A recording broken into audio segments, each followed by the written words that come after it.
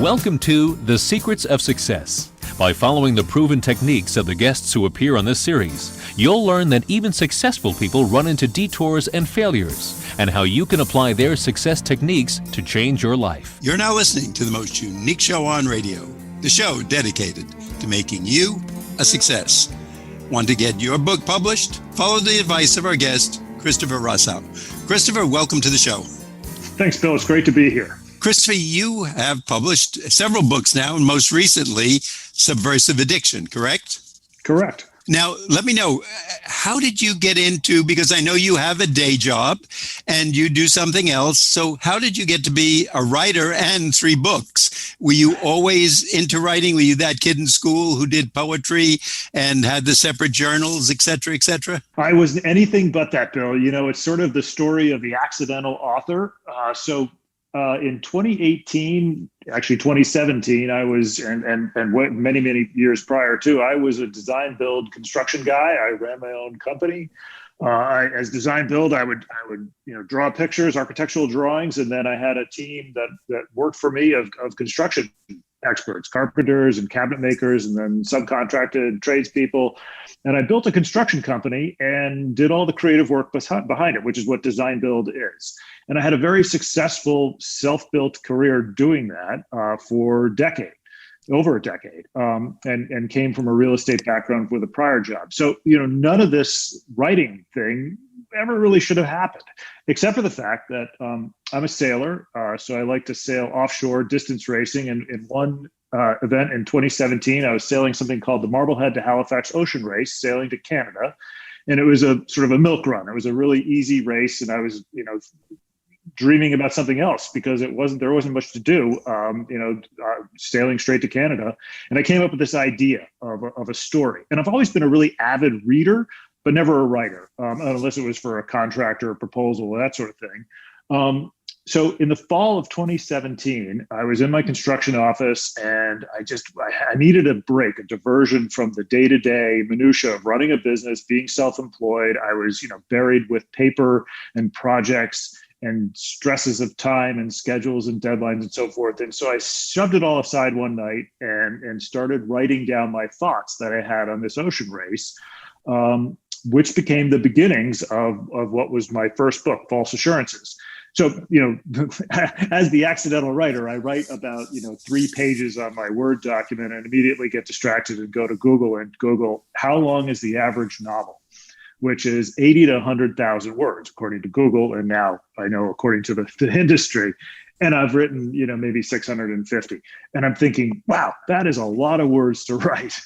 But I stuck with it for, maybe a month and kind of put out the beginnings of this story. Maybe I wrote 15,000, 20,000 words, kind of getting the plot down, the character down. The character, I knew what I wanted to write about. We'll talk about that later. But the plot, the framework was there. But I set it all aside because, you just can't do it, or I couldn't do it. I couldn't do it with the pressures of the construction company and home life and so forth. So fast forward to 2018, end of 2018, early 2019, I had actually scaled back the construction side of the business to focus on the creative side, which is what I really enjoy doing. I love being sort of the mastermind, the concept creator, the design, the vision. That stuff I really eat into. And I said, there are a lot of people out there that can build what I want them to build. So why don't I scale back the construction side? And that gave me this gift of time, which allowed me to then have the time to finish writing what became False Assurances. So it was very, is a Byzantine way of getting there. And it's definitely not the traditional way that somebody sort of slaves over a novel for years and years and years. It was very much accidental. So now you're a sailor. You've got an ongoing business and it seems to be successful and you're running it. And on the side, you're writing a book, which amazes me. You sit there so calmly looking at me like I'm the strange one. I'm looking at you like, where do you get time to do this? I don't get time to write out a birthday card to somebody. And you're doing your business, you're sailing, the book. I think you're going to be great on late night TV. And then after that, Dr. Phil will get hold of you and kind of analyze you, how you do this. So your first effort was just a few years ago. Am I correct? That's correct. So I finished my first story in March of 2019, I guess it was.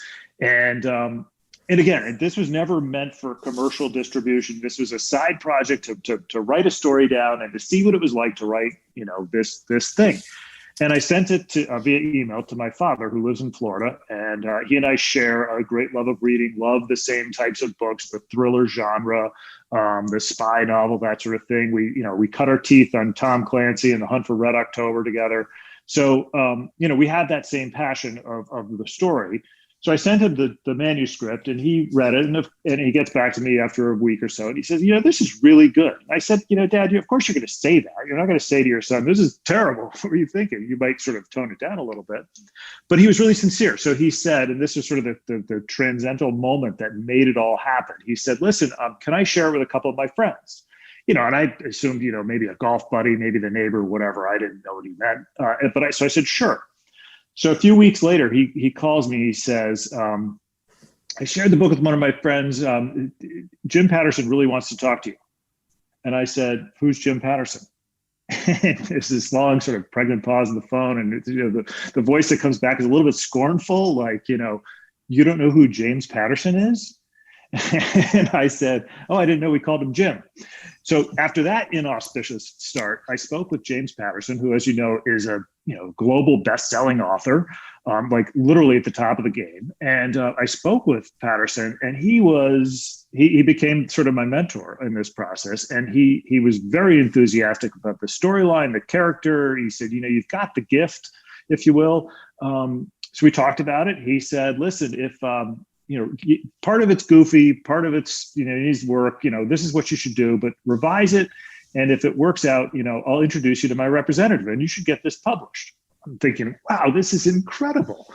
So I did that. I revised it. Ultimately, I met with his representative. The book was proposed to all the New York publishers in June of 2019. And wouldn't you know, from every single publisher, a rejection note, which, sort of goes with the territory. And I was thinking, top of the world, here I am, endorsed by Jim Patterson, and this is going to happen. I'm going to have a bidding war. It's going to be awesome. But by the end of that summer, I was like, dejected. Like, I've been rejected by everybody. So let me interrupt. The good news is James Patterson loves you. The bad news is nobody else wants you. Is that apparently, it? Exactly. And the 4 words that are just like, a dagger to the heart from these publishers who would send back feedback, and they'd send a note, and it was, those 4 words were, it's a near miss. And like, how about just an outright no? A near miss is almost worse than an outright no. Right. You're like, well, what can I do to make it not a near miss? So anyway, it was sort of from the top of the world to the dejection. Ultimately, I decided to self-publish, independently publish the story after rewriting it and taking some of the feedback that I'd gotten along the way, searching out more feedback, searching out other quote unquote beta readers, as we call them, apparently in the trade. And again, I'm learning all this stuff as I go, so I have no idea. And so I rewrote what became False Assurances, and then in what was going to be either an epic waste of time or a pretty good move, turns out to be the latter, I wrote a sequel at the same time called Threat Bias, and I self-published both books at once in May of 2020. Now, everything about this really seems like another movie of the week, because not only do you write a book, but you do 2 at the same time. So why not double fail or double success, I guess, right? James? Yeah, exactly. I'm thinking, if I've got 2, it makes me look more legitimate. If I've got, only 1, maybe I'm a one-hit wonder. So yeah, I mean, again, there's no plan going into this. I'm just making it up as I go. And I'm just so startled. And here James Patterson is rooting you on, but the agents are telling you it's a near miss. And I would think to myself, well, maybe James Patterson, he's my father's friend. He wants to encourage me. He's, a good guy, and he's trying to give me that extra boost to push me over the line. Where did the turnover come? Now you're at that point. The agents are returning you. You're putting out your own books, but is anybody going to buy them? Well, that's the struggle with being self-published, right? Is getting those eyeballs. And in that case, I got very, very lucky because after I self-published both books in May of 2020, one of Jim Patterson's golfing buddies read them and talked about him on air and set the politics aside for a moment. That person was Rush Limbaugh. So irrespective of politics, when you get that kind of exposure from Rush Limbaugh on his radio show where he says, I'm reading this new author. Jim Patterson introduced me to him, and I'm reading this book, and I couldn't put it down. And that's what he said. I mean, that was like, you can't buy that kind of publicity or that kind of endorsement to now have these two big names talk about a no-name like me, because, truly they like the content, they like the stories, and that's what I've seen, which is super gratifying and really has made all this perseverance worth it. Amazon reviews, Goodreads reviews, and so forth. People like the story, people relate to the character, and the sales of the books took off. Christopher, at this point in the show, we want to let our audience know that you're listening to The Secrets of Success on the voice of Nassau Community College, 90.3 WHPC. I'm Bill Horan, and today we're interviewing Christopher Rosow. He is the author of Subversive Addiction, one of his many books. He'll tell you about the others. Christopher, where can we get this, and where can we learn more about you, the fascinating author? So my website is www.rosow, R-O-S-O-W, books, BOOKS.com. And you can search me on Amazon, on Barnes & Noble, on Apple Books. All just look for my last name, R-O-S-O-W, but I'm available online in print and in ebook. And also I'm by order through your local independent bookstore. Just ask for my name. I'm the only Rosow out there writing thriller novels. And if James Patterson loves you and Rush Limbaugh loves you, there's got to be something good in these books. So we know there's something good, but they also have to hold the author's interest. And if I'm correct, you even have a either TV or movie deal kind of in the background. So, yeah, and this is the great sort of coda to the story of being rejected by the New York publishers. When I got my last rejection note before deciding to self-publish, that was August of 2019. And in August of 2020, I got an email from my film agent, and who knew that I would ever have a film agent? I mean, that just alone is crazy. Where it was a link to a story in the Hollywood Reporter. Again, who gets their name in the Hollywood Reporter? Their headshot in the Hollywood Reporter. So the backstory is after the books, rocketed to #1 on the Amazon charts, on the Wall Street Journal charts in the spring of 2020, early summer of 2020. I got this instant or direct message on Twitter saying, "I'm a film scout. Are the movie rights available?" And my reaction was, "This is one of my friends. They're punking me. This isn't real. This doesn't really happen." And I set it aside for days. And finally, my curiosity got the better of me, and I reached back out to this person and found out truly this is somebody's livelihood. They're a scout for film rights. And we put together a deal with Spyglass Entertainment, Spyglass Media, which is a proper Hollywood name brand company, to take the film option rights for the Ben Porter series, which Ben Porter is the name of my protagonist in the series name. And we put that together by August of 2020. So a year after being rejected by the publishers, I have a movie deal, which, I mean, a crazy trajectory, really. And just to make this even a little more exciting, the year you picked to kind of come out and do all this happened to be a year where there was a pandemic going around worldwide. But that didn't bother you. You just kept knocking out books. Yeah, so when I was getting the final versions of the books ready to self-publish, would have been, as the world was shutting down in March of 2020, and I said, and publishers are pulling back their launches, and people were really like wondering what this looked like, and I thought to myself, if we need entertainment, we need something to lift us up. What better thing to do than to have a good story that's not about a pandemic to read. So I just barreled ahead and released the books anyway, thinking, first of all, if publishers are pulling back, maybe that helps me competitively and I'll have less competition. That may or may not have been true, because some people, of course, kept publishing. But it just seemed like it was the authentic thing to do. This is what I want to do. So why not do it? And then interestingly, Bill, as I wrote Subversive Addiction, my third book, I wrote it with the pandemic in it because I'm writing sort of in real time. And again, a great feature of being self-published is I can get to market quickly. I don't have a 2-year wait to get through publishing and edits and so forth. I can be relatively nimble. So my book, third book, Subversive Addiction, was one of the first books, I think, out, period, that actually included COVID. Not as a real main plot driver, but it's there, and it recognizes that we all have this shared experience, and I wanted to reflect that in the story that I was writing. Even though it's fictional, it still has to be grounded in reality. Any but you've told us what we would kind of think of as the obstacles, etc. But any unique obstacle that you never thought of, and all of a sudden that pops up because you're working your job as a construction, what was it called, designer during the day, and you're writing these books, and you had never been a writer before. Do we need a few more obstacles that might come in, plus a pandemic? Well, there's plenty of obstacles, and talk about learning very, very visibly.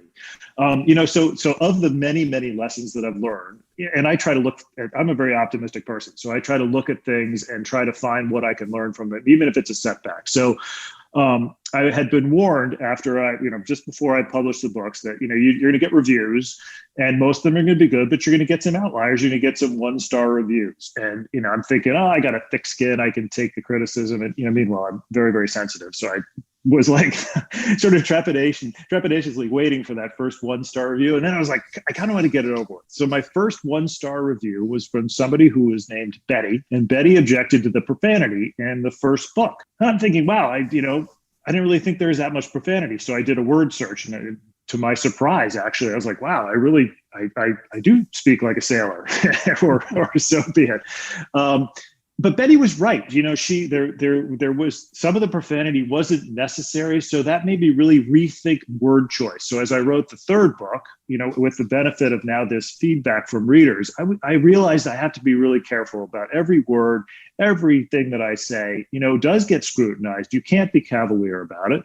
And at the end, that made the third book, or I think makes the third book, probably the best of the three in terms of how it's put together and my writing style and so forth. So I learned from that feedback from Betty, and, profanity is what it is. That's how people talk in this stuff. And I'm not that worried about that. But the lesson learned was, you got to be really careful, and you got to be thoughtful and mindful of how the reader sees these things. So, Christopher, based on the way your luck is going, I have the feeling that Betty also turned out to be a supermodel who said to you, I really wanted to go out with an author. Can we go out and date? And you're getting married in 2 weeks.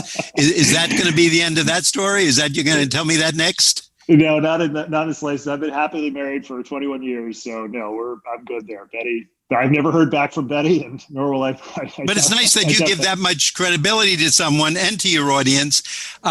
When you write a book, do you give yourself, I have 90 days to get this finished, or 300 hours, or I have to get 182 pages to make at least the shortest book? Do you have any mathematical or structural guidelines? Actually, yes, I do, because I like to keep the pressure on myself, because I feel like I do better with pressure. So I set a goal to write 3,000 words a day, and I do it all at once. So, for example, the third book, the manuscript was written in less than 2 months. The second book was written in 6 weeks. The first book, of course, was the outlier, because that took 2 years, but under very different circumstances. I find I write better quickly. But then what I learned, Bill, was, proofreading and editing and that sort of thing. That's a really important component. I love doing that. I'm a terrible proofreader. There's a good story about that too. Readers reaching out and saying, hey, by the way, there's a typo on page 262. And I lap that up. Thank you so much for that honest feedback. Like, tell me where I've made mistakes. I'm perfectly happy to acknowledge them, and I own them.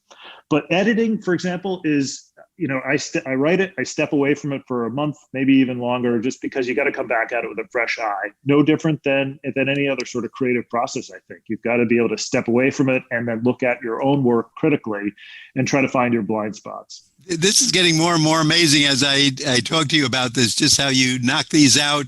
And it's almost like someone else saying, I'm going to make 20 biscuits tonight. And you go and make 20 biscuits. You just write 3,000 words a day and go about your other job. Am I correct? Yeah, that's it. Yeah.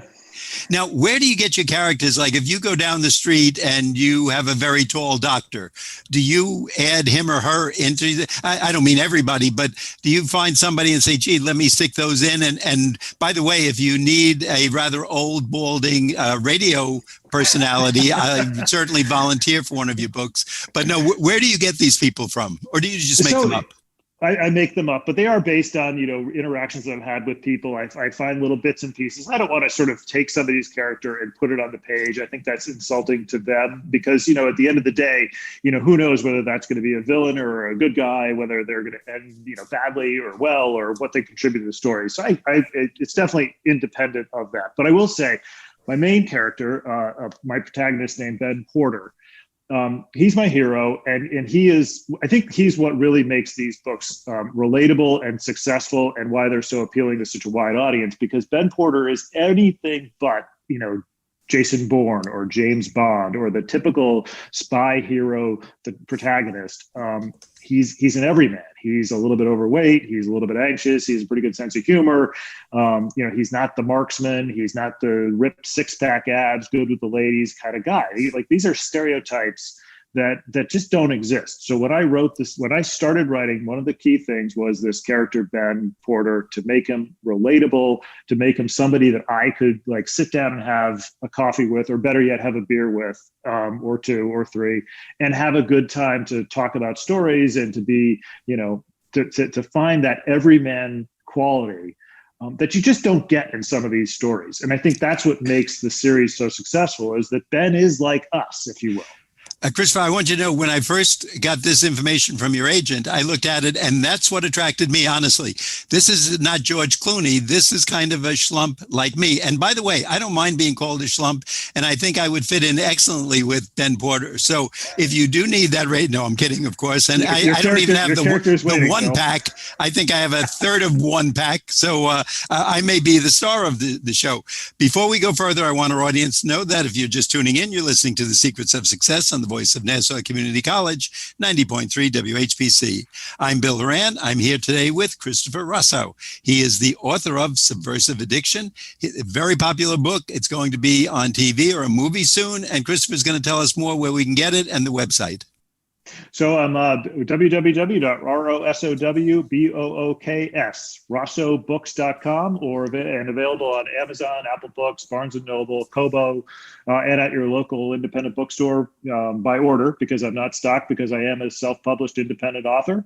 But you can find me anywhere. Just type in my name, Rosow.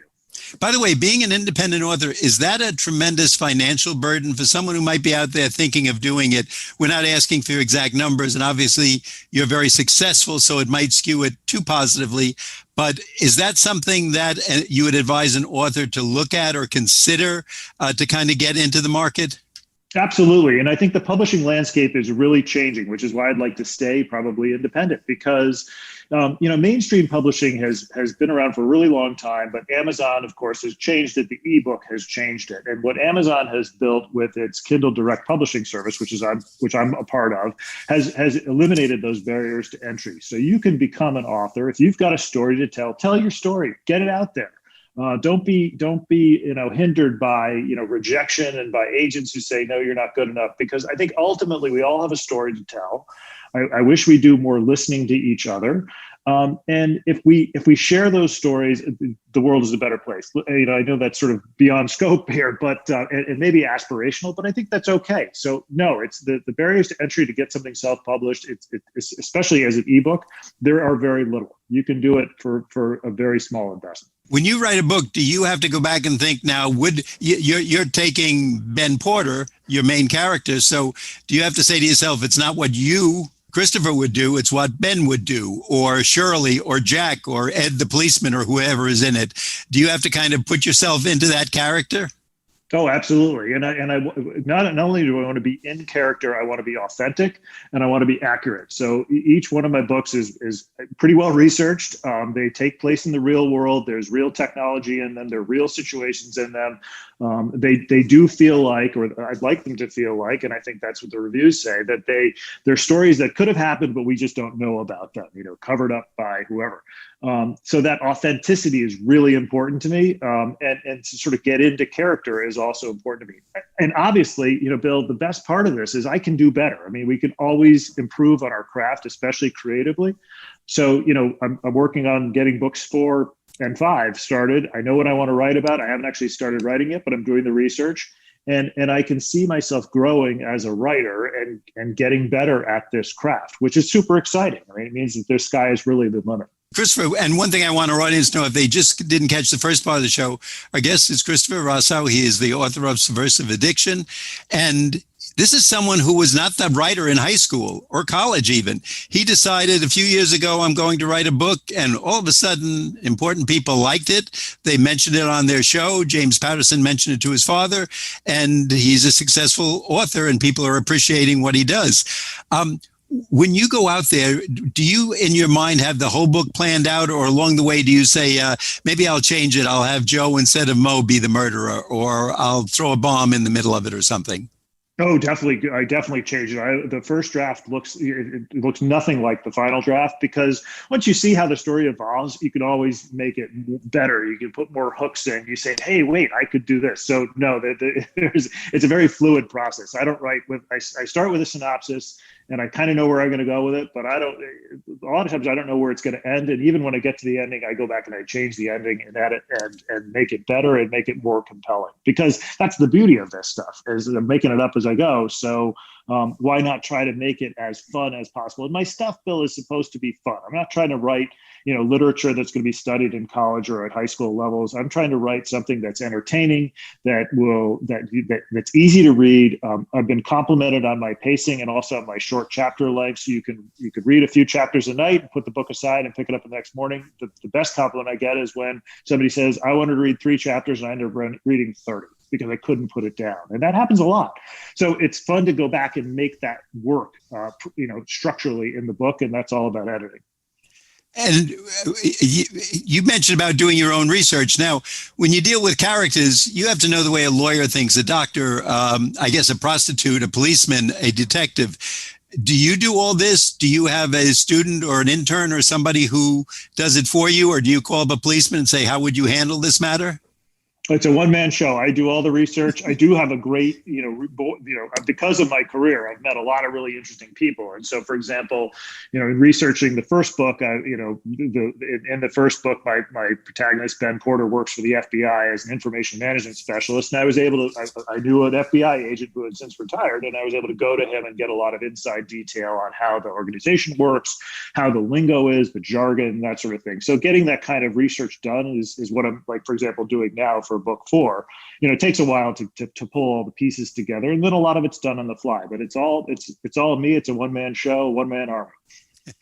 The great thing is you look really happy in what you're doing. And I mean that sincerely. Some people can be very successful, but they look like they're exhausted or they're going to drop in a few days. You look like someone who just enjoys life, and you're going to go to your next task and then have lunch or dinner and go to your next task.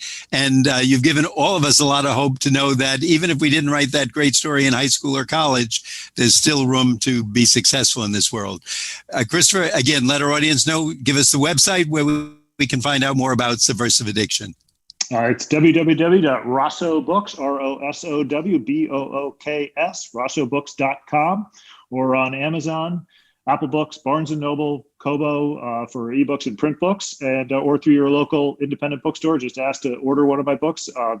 They're called False Assurances, Threat Bias, and Subversive Addiction. You don't need to read them in order because they're all standalone, but absolutely go out and buy all. And the chapters are short, you promised us. Chapters are very short. They're very fast paced. It's light, good, fun summer reading, but it's good winter reading too. We love that. We love that. That's our favorite. Christopher, thanks so much for being with us today. We'd like our audience to know that you've been listening to The Secrets of Success on the voice of Nassau Community College, 90.3 WHPC. I'm your host, Bill Horan, asking you to please join us again next week at the same time when we will continue our journey to success.